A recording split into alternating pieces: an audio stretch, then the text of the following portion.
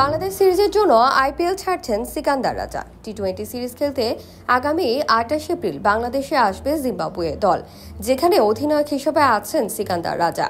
রাজার কাছে সবার আগে জাতীয় দল। বিশ্বের যে লিগেই খেলেন না কেন, যদি সেই সময়ে জাতীয় দলের খেলা থাকে তাহলে কোনো রকম দ্বন্দ্ব ছাড়াই লিগ ছেড়ে দেশের হয়ে খেলতে যাবেন রাজা।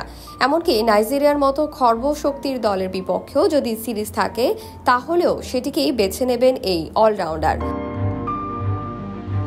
বাংলাদেশের বিপক্ষে সিরিজের শুরু থেকেই খেলবেন কিনা এমন প্রশ্নের জবাবে জিম্বাবুয়ে ভিত্তিক ওয়েবসাইট 3more.com-কে রাজা বলেছেন, আমি সেখানে থাকবো ইনশাল্লাহ, আইপিএল ছেড়ে যাচ্ছি।